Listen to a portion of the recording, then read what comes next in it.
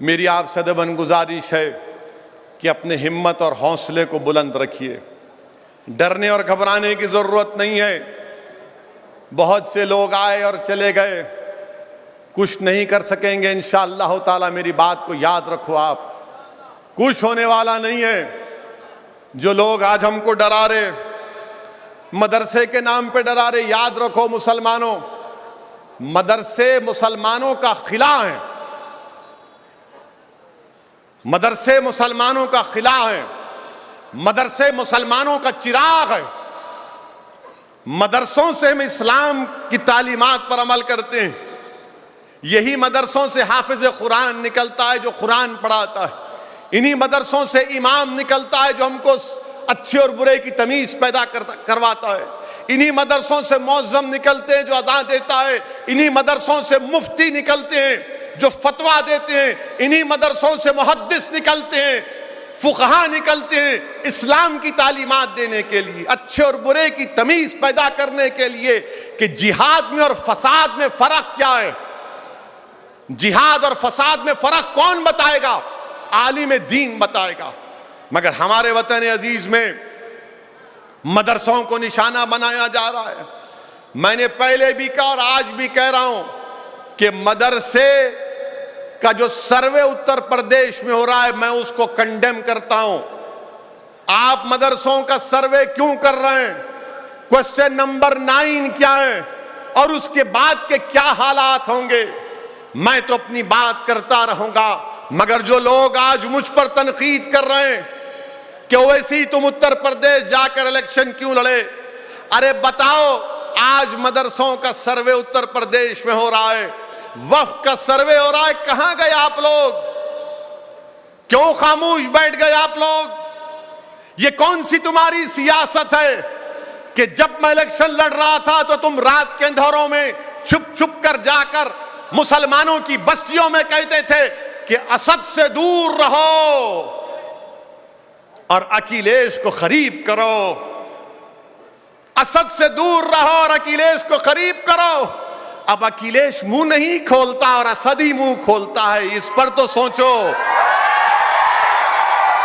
اس پر تو سوچو۔ یہ کون سی تمہاری سیاست ہے کہ اتر پردیش میں سماجوادی کی تائید اور سماجوادی بی جے پی کو نہیں ہرا پائی تو آپ بی جے پی کے دم چھلے بن گئے؟ یہ کون سی سیاست ہے آپ کی؟ بتاؤ۔ میری مخالفت کرو، مجھے پرواہ نہیں ہے، مگر تم جس کے لیے کام کرے اس کو تو بولو کہ منہ کھول، کچھ تو بول، زندگی کا احساس دکھاؤ، دلاؤ اس کو، مگر کچھ نہیں بولیں گے۔ ہم جب بولتے ہیں تو بولتے اب ہر مسئلے میں بولتے، برابر بولیں گے، انشاءاللہ بولتے رہیں گے جب تک اللہ زندگی باقی رکھے گا، سچائی کو بیان کرتے رہیں گے۔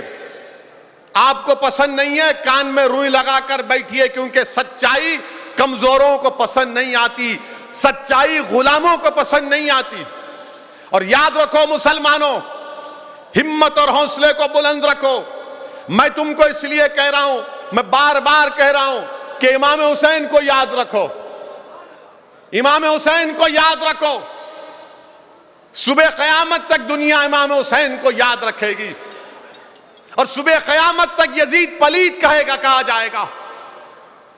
میں جا کر دیکھا ہوں امام حسین کے روزے کو، کربلا گیا تھا، میں دیکھا امام حسین کا روزہ ایسا دکھ رہا ہے کہ زندگی ہے وہاں پر، حسین کے روزے پر زندگی نظر آ رہی ہے۔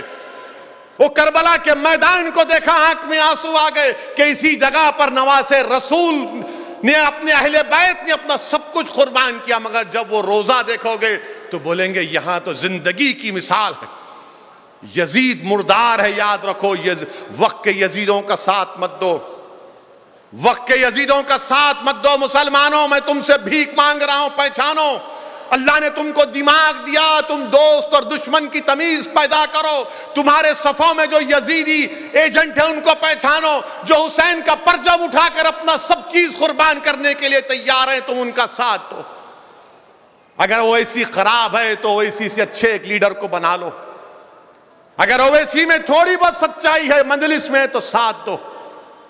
مگر ان یزیدیوں کو پہچانو، وقت کے یزید کا ساتھ دو گے تو پھر وقت کا فرعون اور نمرود مضبوط ہوگا. یزیدیوں کو نکالو تو وقت کا فرعون اور نمرود خود بخود کمزور پڑ جائیں گے.